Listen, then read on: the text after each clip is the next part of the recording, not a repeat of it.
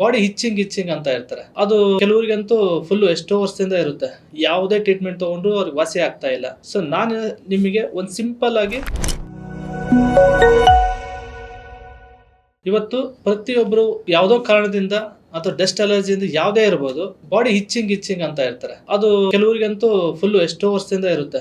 ಯಾವುದೇ ಟ್ರೀಟ್ಮೆಂಟ್ ತಗೊಂಡ್ರು ಅವ್ರಿಗೆ ವಾಸಿ ಆಗ್ತಾ ಇಲ್ಲ. ಸೊ ನಾನು ನಿಮಗೆ ಒಂದು ಸಿಂಪಲ್ ಆಗಿ K7 ಅಂತೇಳಿ ಒಂದು ಅಕ್ಯುಪ್ರೆಷರ್ ಪಾಯಿಂಟ್, ಅದು K3 ಇಲ್ಲಿ ಬರುತ್ತೆ. K3 ಇಂದ 3 ಬಟ್ಟು ಮೇಲೆ ಇಲ್ಲಿ ಬರುತ್ತೆ. ವೀಕ್ಲಿ 2 ರಿಂದ 3 ಸಾರಿ ಪ್ರೆಸ್ ಮಾಡಿ, ಅಂದ್ರೆ 2 ದಿನಕ್ಕೆ ಒಂದ್ಸಾರಿ ಆದ್ರೂ ಮಾಡಿ. ನಿಮಗೆ ಒಂದು ಹಿಚ್ಚಿಂಗ್ ಏನಿದೆ ಅಲ್ವಾ, ಮೈ ಕೆರೆತ, ಅದೆಲ್ಲ ಸಂಪೂರ್ಣವಾಗಿ ನಿಮಗೆ ಕಡಿಮೆ ಆಗ್ತಾ ಹೋಗುತ್ತೆ. ಒಂದು 2 ರಿಂದ 3 ವಾರ ಮಾಡಿ, ಚೆನ್ನಾಗಿ ವರ್ಕ್ ಆಗುತ್ತೆ ಅದು. ಹಾಗೆ ಡೈಲಿ ಒಂದೊಂದು ತೊಂಡೆಕಾಯಿ ತಿಂತಾ ಹೋಗಿ. ಸ್ವೀಟ್ಸ್ ಯಾವ್ದು ಬೇಡ, ಸಕ್ಕರೆ ಸ್ವೀಟ್ಸ್ ಅಂತ ಫಸ್ಟ್ ಬಿಡಿ. ಸ್ವಲ್ಪ ಆಯಿಲ್ ಐಟಮ್ಸ್ ಕಡಿಮೆ ಮಾಡಿ, ನಿಮಗೆ ಚೆನ್ನಾಗಿ ವರ್ಕ್ ಆಗುತ್ತೆ. ಇದೇ ತರ ಅಕ್ಯುಪ್ರೆಷರ್ ಪಾಯಿಂಟ್ ಇರ್ಬೋದು, ಮರ್ಮ ಪಾಯಿಂಟ್ ಇರ್ಬೋದು, ನಿಮ್ಗೆ ಇನ್ನೂ ಹೆಚ್ಚಿಗೆ ಬೇಕು ಅಂತ ಇದ್ರೆ ಇದೇ ತಿಂಗಳು 19 ಮತ್ತು 20ನೇ ತಾರೀಕಿಗೆ ಬಸವರಾಜ್ ಸರ್ ಕ್ಲಾಸ್ ತಗೊಂತ ಇದ್ದಾರೆ. ಅದಕ್ಕೆ ಅಟೆಂಡ್ ಆಗಿ ಇನ್ನೂ ಚೆನ್ನಾಗಿ ನೀವೇ ಮನೆಯಲ್ಲಿ ಪ್ರತಿ ಒಂದು ಕಾಯಿಲೆಗೂ ಮನೆಯಲ್ಲೇ ವಾಸಿ ಮಾಡ್ಕೊಂಡು ಮ್ಯಾಕ್ಸಿಮಮ್ ನೀವು ಮನೆಯಲ್ಲೇ ಅಕ್ಯುಪ್ರೆಷರ್ ಪಾಯಿಂಟ್ ಅಥವಾ ಮರ್ಮ ಪಾಯಿಂಟ್ ಇಂದ ಮನೆಯಲ್ಲೇ ನೀವು ವಾಸಿ ಮಾಡ್ಕೋಬಹುದು.